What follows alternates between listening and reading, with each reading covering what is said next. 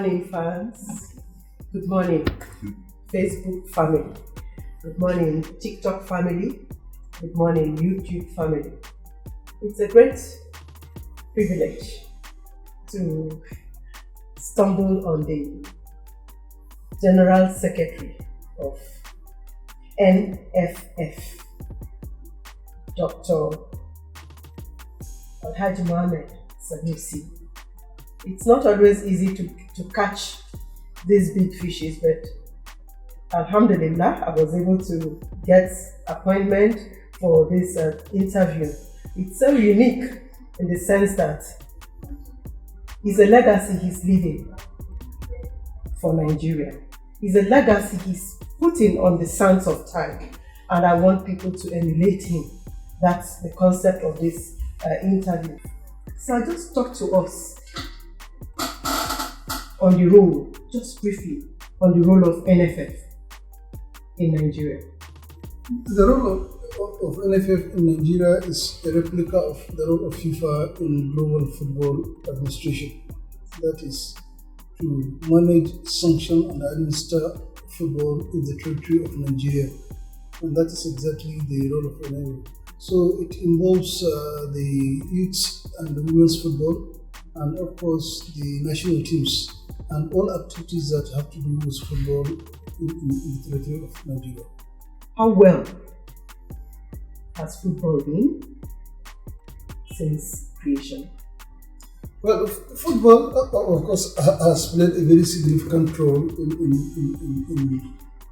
Nigeria, especially in making sure that there is peace, especially in the area of economic empowerment and in the area of taking it away from the street. So now with football, it's mostly men. How has the female football, excelled over the years? Well, let me tell you that women's football has given the country reasons to be proud of, and they have made the country proud. To date, the Nigerian women's national team remains the best team in Africa and one of the best in the world. They have played and defeated powerhouses as far as football is concerned. Among the 12 times the women's football was played, Nigeria football won it 9 times. And our junior teams have played almost all the World Cups and have done very well in the national team. We have set history as far as the African footballer there is concerned. We have won it consistently and several times. More than, I think, Azizat won it 5 times. Perpetua and Kocha won it 4 times. And we also have Rashidat Ajibade. We have players that have made it and that are in very, very big clubs around the world. Now, realizing this and the role of football in empowering girls and, of course, in taking youth from the street, Nigeria Football Federation paid a very big attention to the women's football. But please, could you just talk to us briefly about your tenure? What has your tenure been, and what legacy, when the time comes, when the curtain finally draws when the curtain finally draws close, what legacies would you hit your chest and say, this was me? I left my name in the sands of time.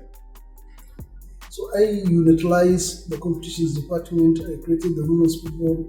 I created the interclubs. I created national competitions, and I created a unit that was charged with the responsibility of organizing friendly matches and other sponsored competitions like civilian competition and the rest. And that has helped to have heads of units, and under them they also have their staff. So the issue of redundancy was no more there. Everybody has this equal responsibility. It will interest you to know that we started the women's football department unit before CAF started. Now, on the area of infrastructural development, you cannot play football without, which is, of course, making sure that pitches are maintained. The responsibility of having the pitches is not that of the Nigeria football, it is that of the government and corporate individuals and the owners of teams. But we have worked closely with government to make sure that these facilities are there, in spite of the fact that it is not our responsibility. And additionally, FIFA gives money for what they call operational costs. And under FIFA 2.1, 2.2, and 2.0, there are monies allocated for infrastructure development and other activities. So we decided to use our own for infrastructure development. We were able to have facility built in Bauchi, which is a big facility. We were able to have a stadium built in Kebbi, and that stadium is what is being used by even Zamfara, Sokoto, and some other places for sports. Everywhere you go, you see them. There are a lot of talents, but no facilities. We have also started one in Urugu. Now the big one is the one we have here in this center, in our office. We are going to build a 5-star hotel.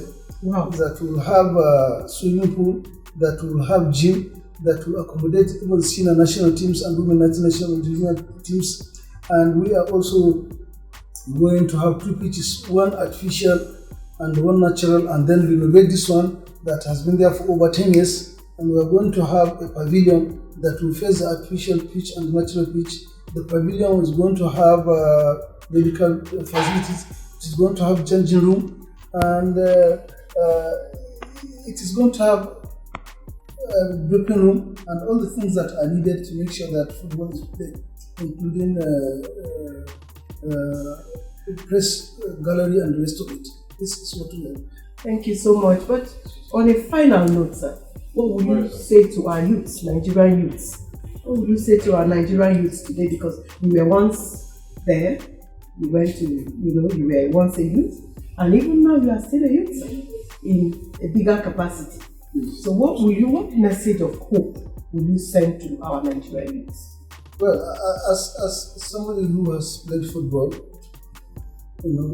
taught and is still teaching football in the university and administering football, I can see that we have learned a lot, and there is a need for us to imbibe what sports give to people, and that is the culture of patience, the culture of tolerance, the culture of